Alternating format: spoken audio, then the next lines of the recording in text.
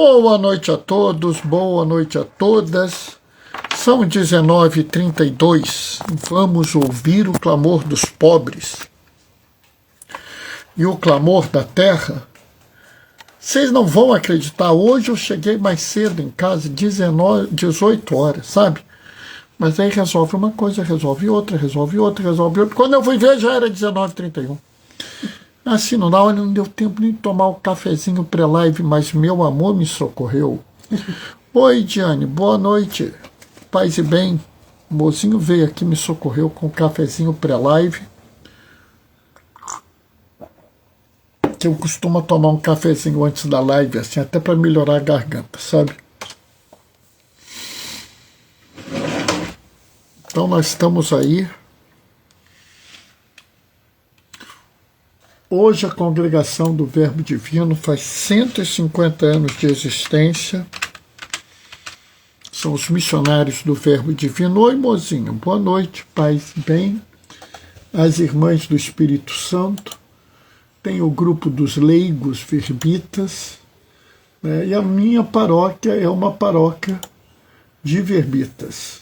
Então hoje é um dia de festa para a gente. Bernardo, mas você é verbita? Não, eu não sou verbita, mas isso não quer dizer que eu não possa aproveitar e comemorar eles, né? E assim, eu acho que a gente tem que ter esse sentimento de pertencer, sabe? Pertencer à igreja, pertencer à minha paróquia. A minha paróquia é cuidada por uma ordem, né? Oi, Gracinha, boa noite, paz e bem. Então acho que é importante que a gente tenha essa vivência, né? A vivência de uma comunidade, né? Eu estou com a impressão que a minha internet está caída. Vamos ver aqui. Parece que a internet daqui de casa caiu. Você vê como a situação está boa hoje, né? Estou achando que ela caiu. Vamos ver se ela volta, né? Você vê a situação hoje está puxada aqui em casa, né? Já vamos ter que acionar o plano B. Mozinho!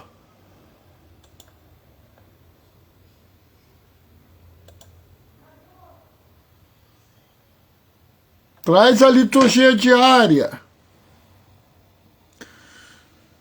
Ô Marcelo, boa noite, paz e bem. Pelo jeito nós estamos bem, a internet caiu. Eu só tenho o celular porque a internet móvel, mas a internet da rede caiu.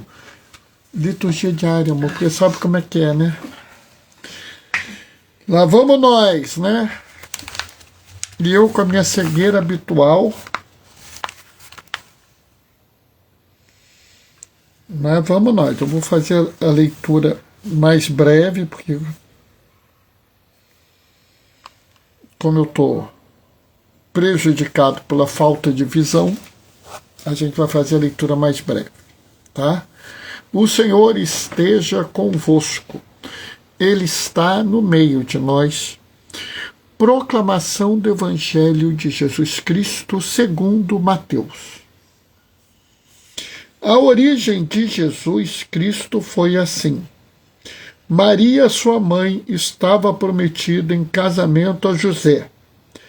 Antes de viverem juntos, ela ficou grávida pela ação do Espírito Santo. José, seu marido, era justo e, não querendo denunciá-la, resolveu abandonar Maria em segredo. Enquanto José pensava nisso, eis que o anjo do Senhor apareceu-lhe em sonho e lhe disse: José, filho de Davi, não tenha medo de receber Maria como tua esposa, porque ela concebeu pela ação do Espírito Santo.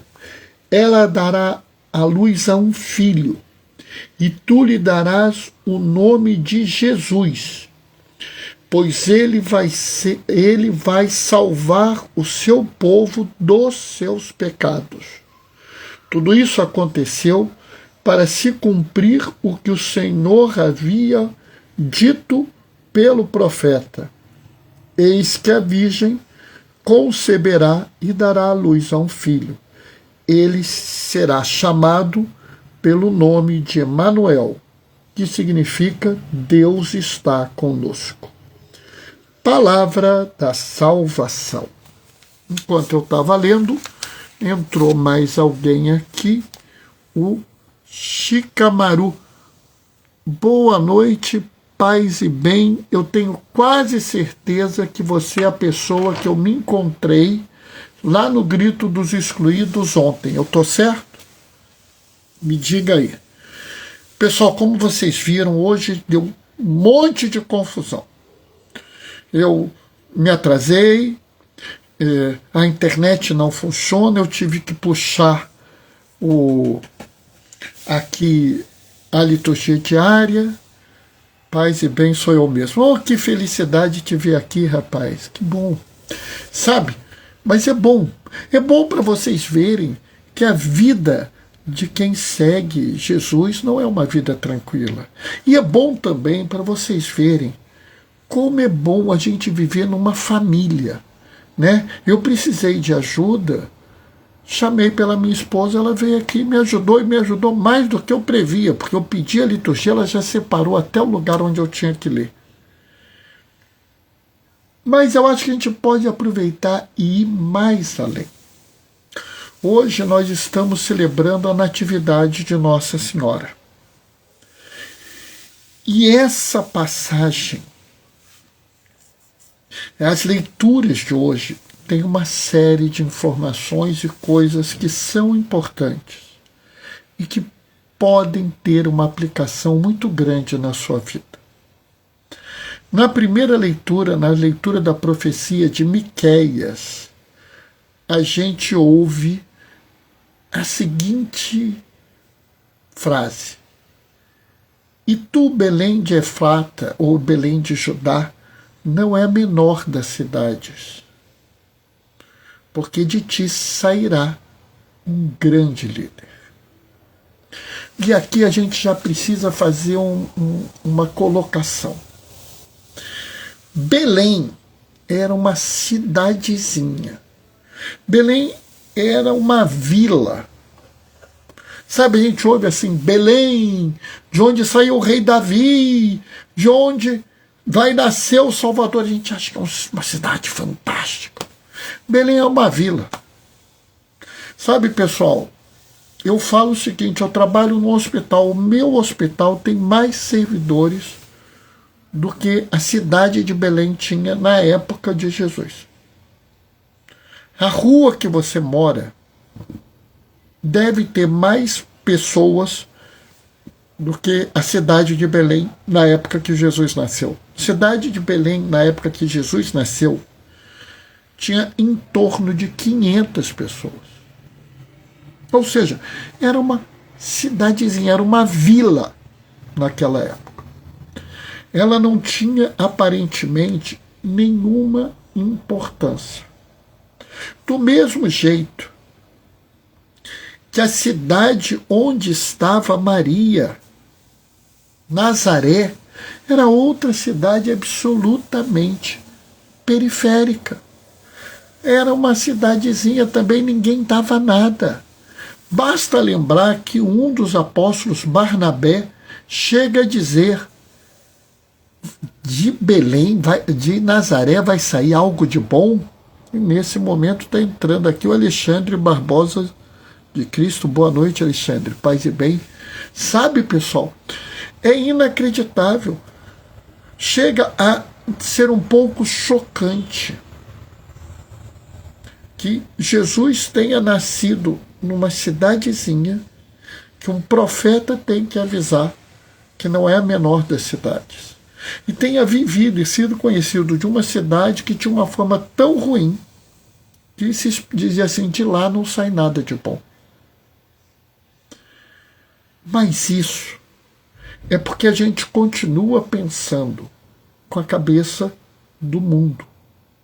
Com essa cabeça que valoriza a força, o poder, valoriza o ganho tecnológico, o ganho econômico, assim, se tem muito rico ou pouco rico naquela cidade, naquele país, né? A gente vive com essa visão, né? É como se a gente valorizasse mais os bens terrenos do que as pessoas.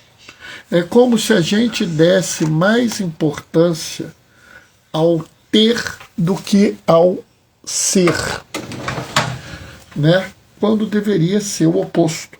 A gente deveria dar muito mais importância ao ser, a pessoa, do que ao ter os bens. Mas é bom que nós tenhamos essa leitura no dia de hoje, para que a gente comece a pensar, principalmente porque ontem foi o dia da independência do Brasil, o dia em que a Igreja e os movimentos populares promovem o grito dos excluídos e das excluídas. Oi, Fátima, boa noite, paz e bem. É interessante isso. Por quê? Porque Belém era uma cidade excluída, porque Nazaré era uma cidade excluída, né? Maria era mulher. Se as mulheres são excluídas hoje em dia, se as mulheres recebem salários piores, têm piores condições sociais, sofrem violências que nós homens não sofremos, imagina na época de Maria. Lá. Basta dizer que nessa leitura Maria estava correndo risco de vida. Entendam bem, Maria foi prometida em casamento a José. Antes deles morarem juntos, ela ficou grávida, o que era previsto para Maria nessa situação. Apedrejamento até a morte. Vejam que coisa brutal.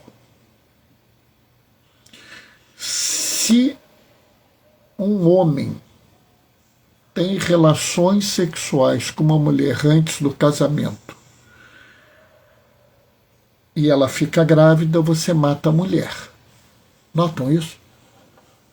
Por isso que eu digo que as mulheres são excluídas, eram excluídas e continuam excluídas até hoje. Fátima está mandando beijos para a Mônica, né?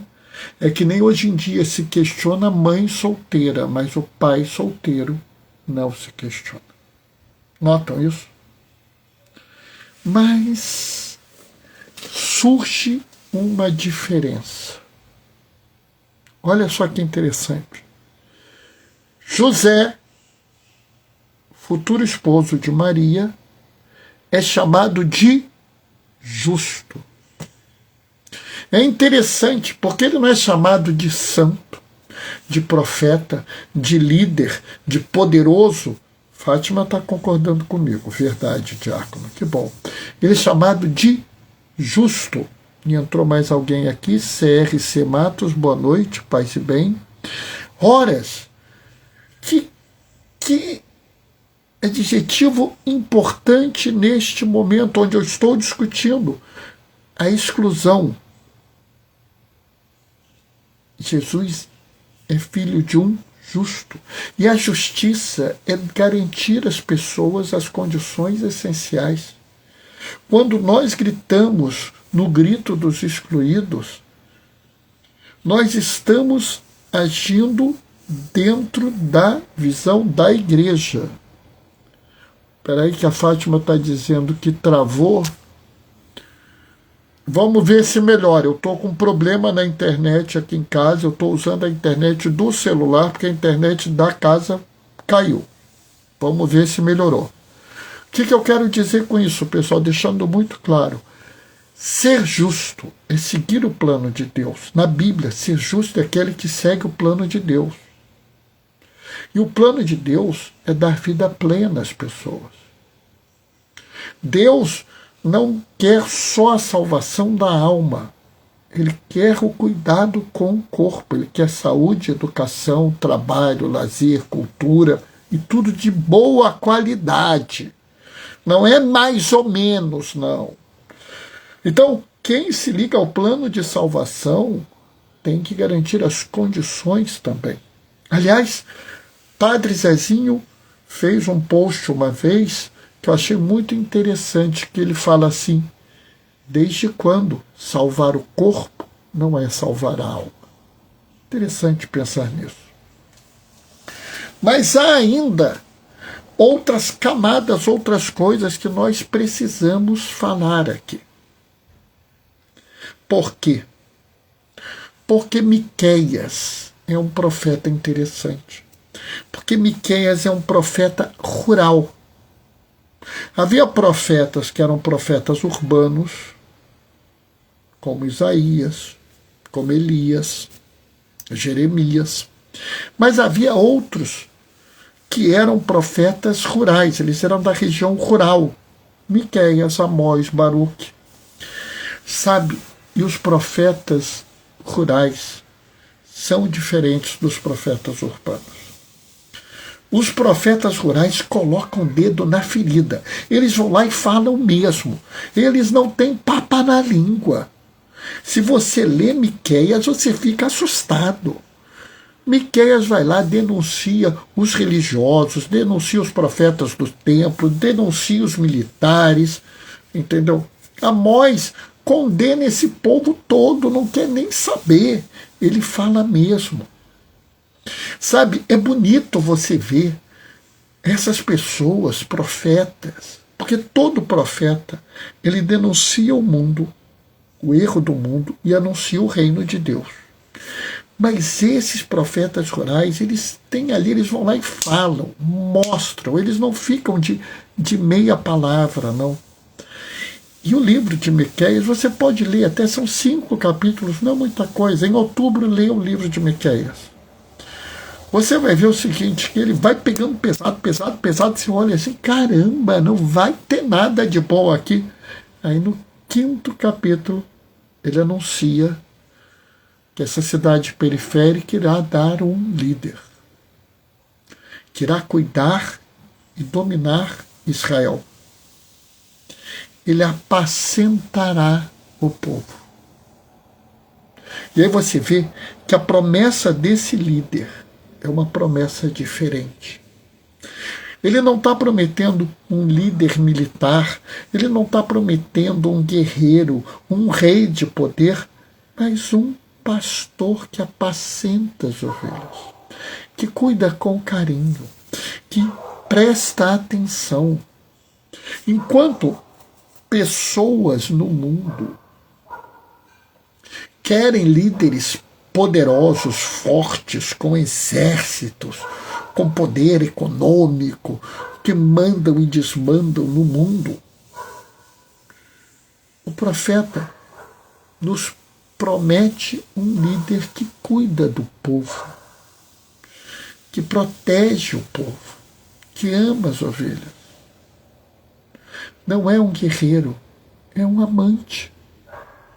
Olha que coisa doida. Olha que coisa doida. Nós recebemos a promessa de um amante. E que coisa bonita que isso seja na natividade de Nossa Senhora, porque, vamos dizer assim, a nossa sociedade espera que os homens sejam guerreiros e que as mulheres amem. Oi, Marli, boa noite, paz e bem. Então vamos dizer assim, é quase como se a gente recebesse um aviso. que não é para a gente ficar esperando que os papéis sociais sejam todos marcadinhos, que os homens sejam brutos e as mulheres delicadas, porque o Messias é homem, mas ama, é delicado, é cuidadoso. Esses estereótipos são muito mais construções sociais do que características próprias de cada pessoa, de cada sexo. É importante para a gente parar de ficar seguindo esses estereótipos que só servem para produzir preconceito. Né? É como se algumas pessoas que eu conheço ficam perturbadas quando eu uso rosa no paramento. Qual o problema? Né? Mas a gente pode ir ainda além. Porque, sabe, existe mais uma coisa que a gente não pode negar. Duas, na verdade. Entre o último profeta do Antigo Testamento e o surgimento de Jesus, se passaram 400 anos, 4 séculos.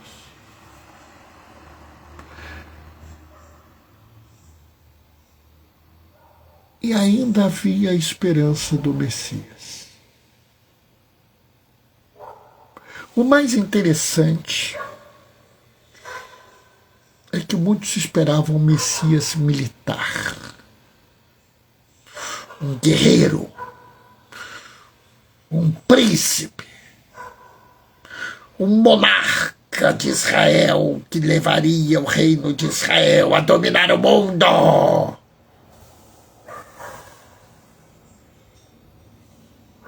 E aí nasce um garoto, sem teto, numa cidade periférica, numa vilazinha.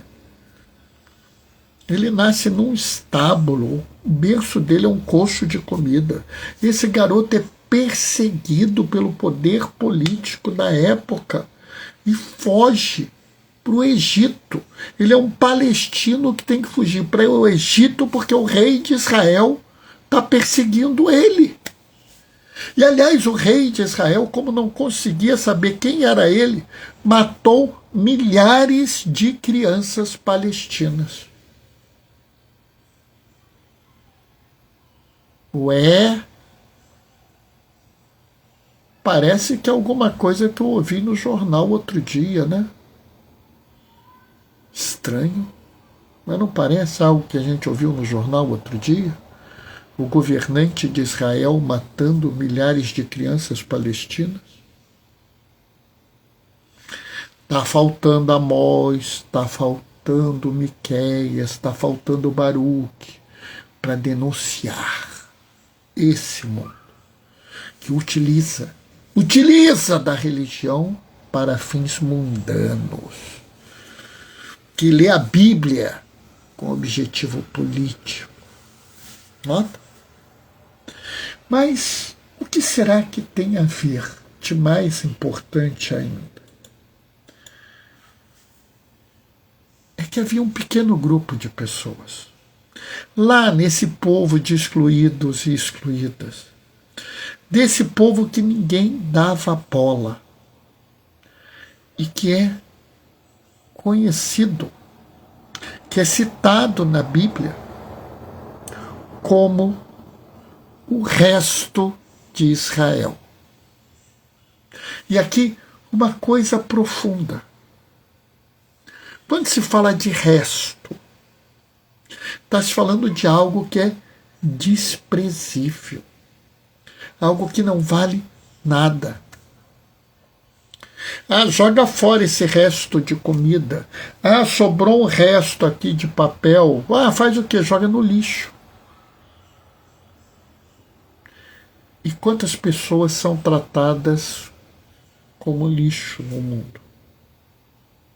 Quantas pessoas são resto, abandonadas e largadas?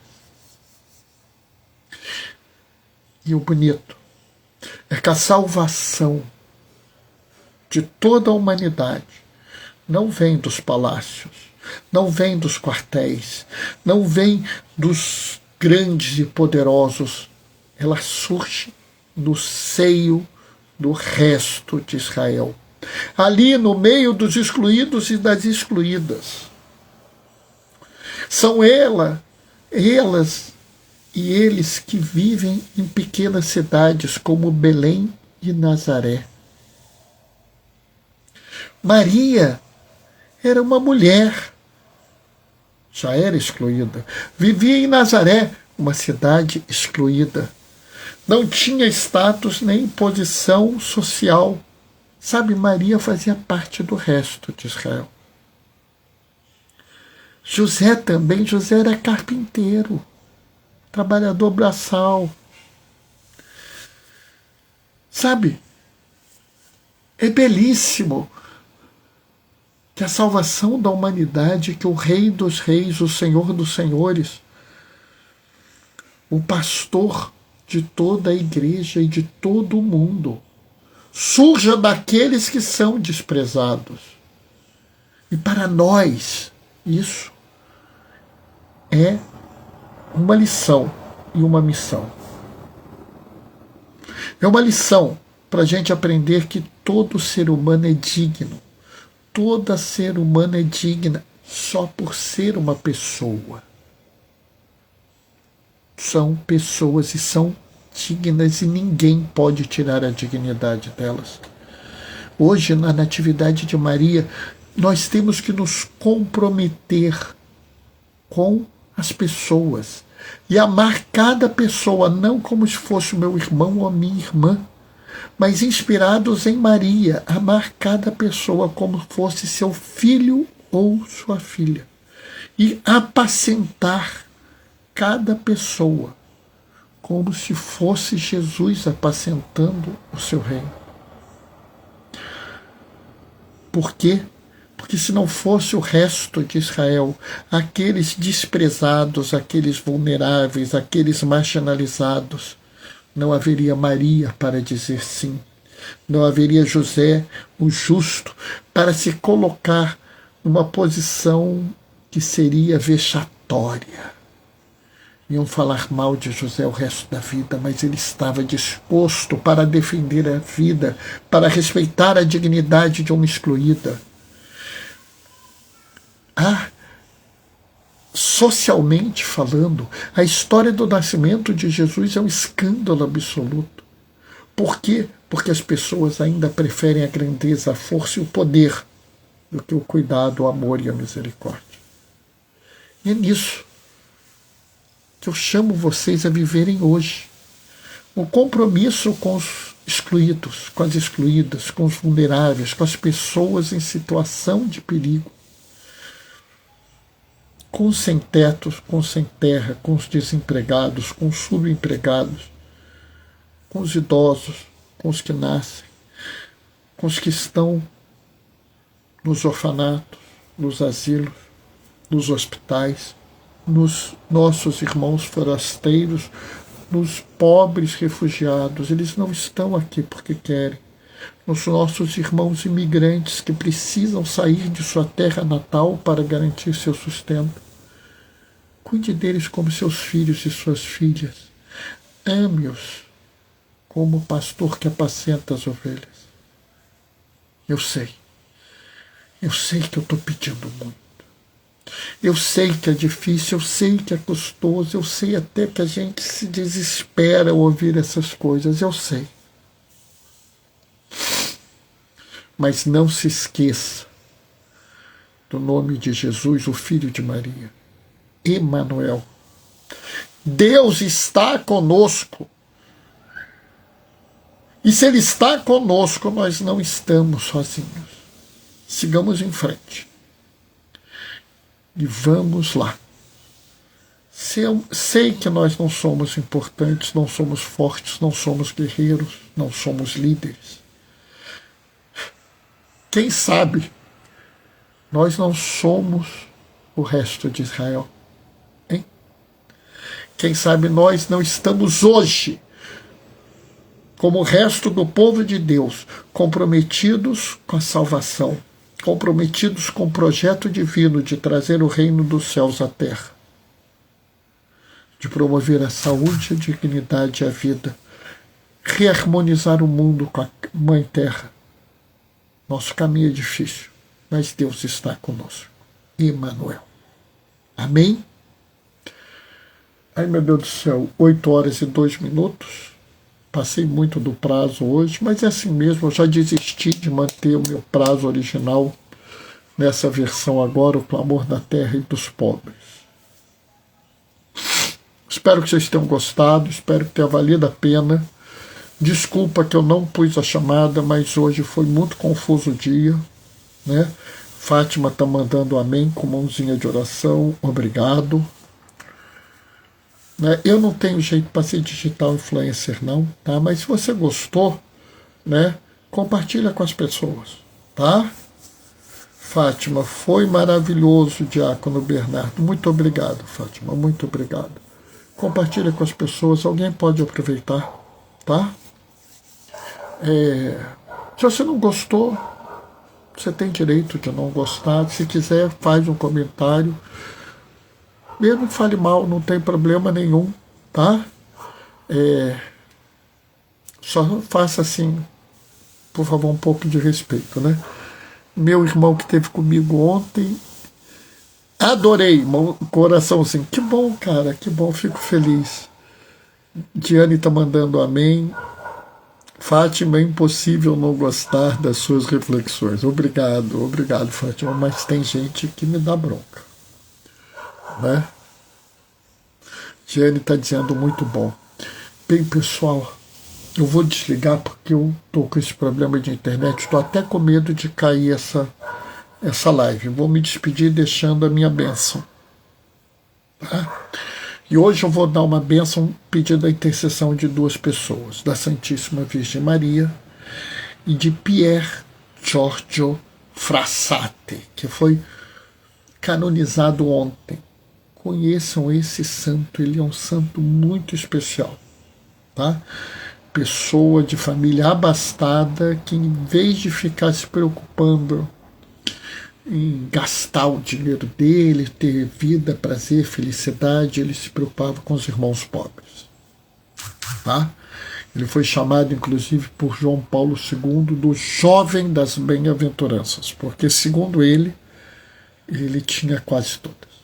Vou me despedir deixando a minha bênção. O Senhor esteja convosco, Ele está no meio de nós.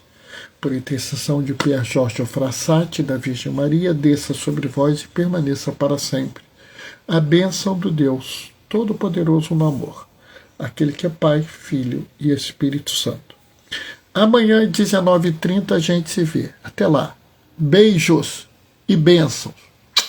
Tchau, tchau, pessoal.